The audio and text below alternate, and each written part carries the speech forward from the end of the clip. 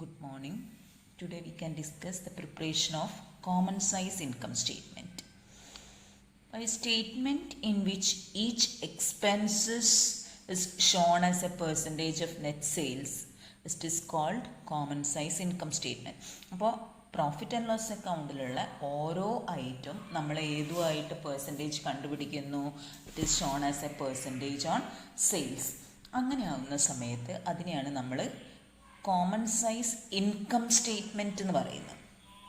Okay, അപ്പോൾ ഇവിടെ ശ്രദ്ധിക്കേണ്ടത് എന്താണെന്ന് വെച്ചാൽ എപ്പോഴും sales figures is taken as 100% and all figures are shown as the percentage of net sales.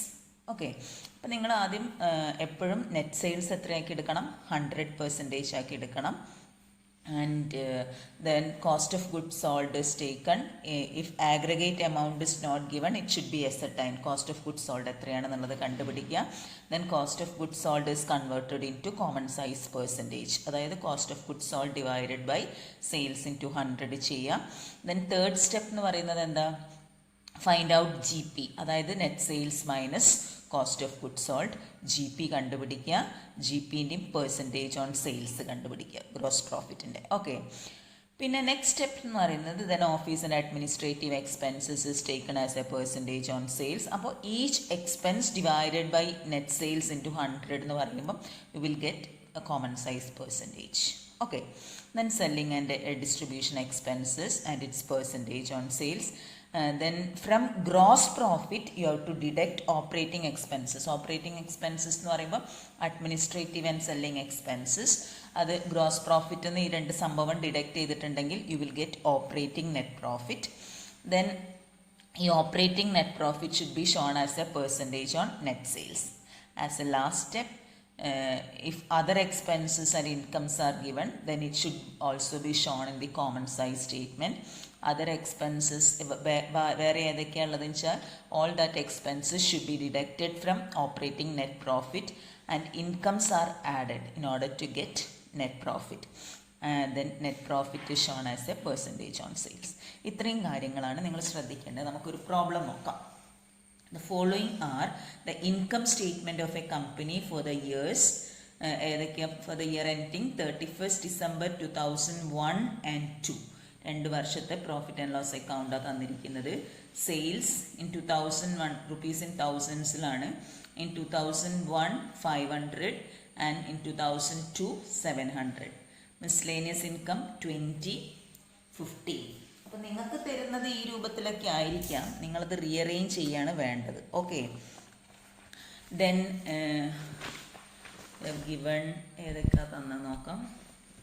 Expenses, ഈ എക്സ്പെൻസസ് എന്ന് പറയുമ്പം cost of sales is given, office expenses, selling expenses, interest and net profit. അപ്പം നമ്മൾ എപ്പോഴും ഈ common size statement prepare ചെയ്യുന്ന സമയത്ത് ശ്രദ്ധിക്കേണ്ടത്, start with sales and sales figure is taken as 100%.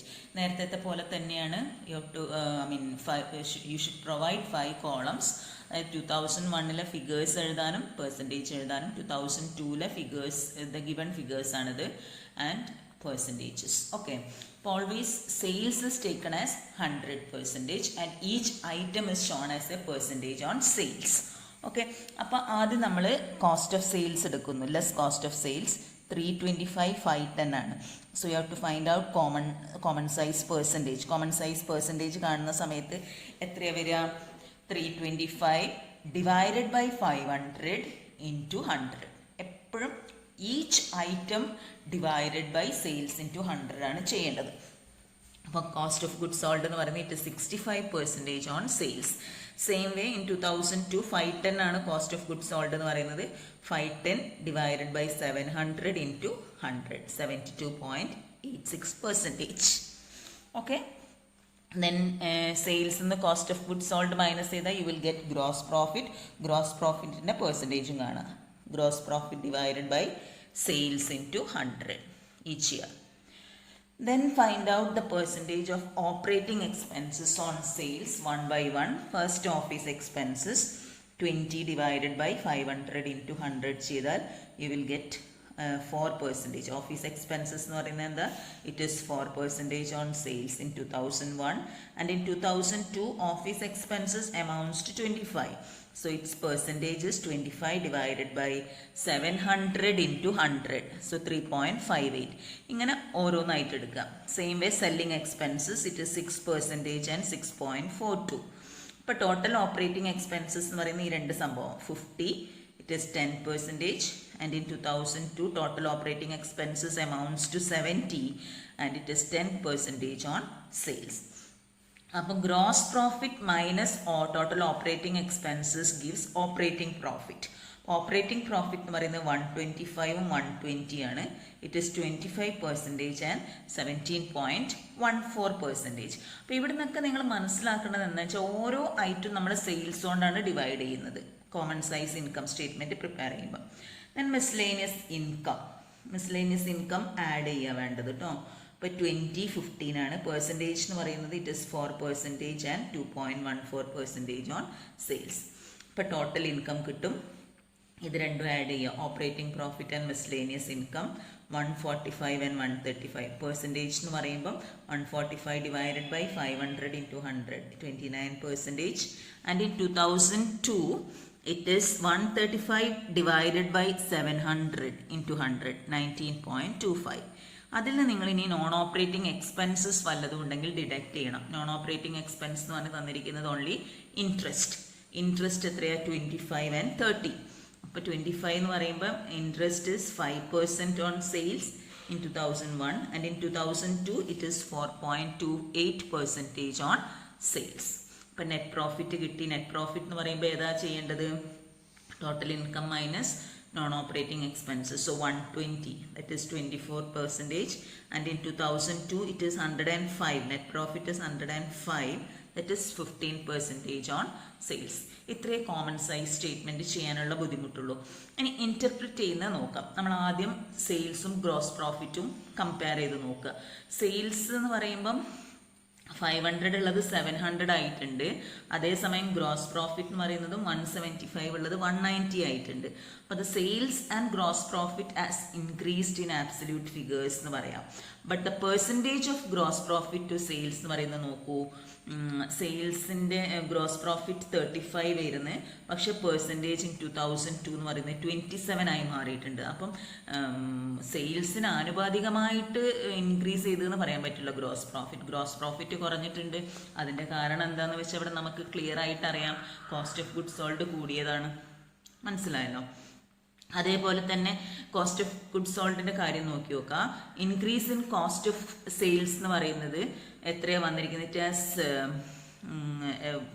325 എന്നും 510 ആവുക എന്ന് പറഞ്ഞാൽ 65% 72.86% ആയിട്ടുണ്ട് increase in cost of goods sold എന്ന് പറയുന്നത്. അപ്പം ശരിക്കും നോക്കുകയാണെങ്കിൽ ഈ increase in cost of sales as a percentage of sales എന്ന് പറയുന്നത് it has brought the profitability from 35 to എത്രയാണ്? 35 എത്രയായി മാറിയിരിക്കുക? 27 ആയി മാറിയത്. പ്രോഫിറ്റ് കുറയാനുള്ള കാരണം അതാണ്. അങ്ങനെ എഴുതണം. ക്ലിയർ ആണോ? ഇനി ഓപ്പറേറ്റിംഗ് എക്സ്പെൻസസിൻ്റെ സ്ഥിതി നോക്കാം. ടോട്ടൽ ഓപ്പറേറ്റിംഗ് എക്സ്പെൻസസ് എന്ന് പറയുന്നത് 10 ആണ്. അതായത് operating expenses have remained the same in both the years. But non operating എക്സ്പെൻസസിന് എന്താ സംഭവിച്ചത് നോക്കൂ. നോൺ ഓപ്പറേറ്റിംഗ് എക്സ്പെൻസസ് എന്ന് പറയുമ്പോൾ ഇൻട്രസ്റ്റ് ആണ്. നോൺ ഓപ്പറേറ്റിംഗ് എക്സ്പെൻസസ് 25 ഉള്ളത് 30 ആയിട്ടുണ്ട്. അപ്പോൾ നോൺ ഓപ്പറേറ്റിംഗ് എക്സ്പെൻസസ് എന്തായെന്ന് പറയാൻ നമുക്ക് it have decreased. So a slight decrease in non-operating expenses in the latter year could not help to improve the profit. അവിടെ അത്ര ഒരു ഇത് വന്നിട്ടുണ്ടെങ്കിൽ കൂടി, അതായത് 5% 4.2% ആയി കുറഞ്ഞിട്ടുണ്ടെങ്കിൽ കൂടി അതിനനുസരിച്ചിട്ടുള്ളൊരു മാറ്റം പ്രോഫിറ്റിൽ ഉണ്ടായിട്ടില്ല. ഇപ്പം നെറ്റ് പ്രോഫിറ്റ് എന്താ സംഭവിച്ചത്? നെറ്റ് പ്രോഫിറ്റ് 24% 15% ആയി കുറഞ്ഞൊക്കെയാണ്, both in absolute figures and in percentages. മനസ്സിലായല്ലോ? അപ്പം നമുക്ക് ചുരുക്കി പറഞ്ഞാൽ ഇത് എങ്ങനെ എഴുതാം? The overall profitability has decreased in 2002 and the reason എന്ന് പറയുന്നത് എന്താണ്? It is the rise in cost of sales. അപ്പോൾ company should take immediate steps to control the cost of sales, otherwise the company will be in trouble എന്ന് പറഞ്ഞിട്ട് conclusion കൊടുക്കണം. മനസ്സിലായോ? Okay, thank U.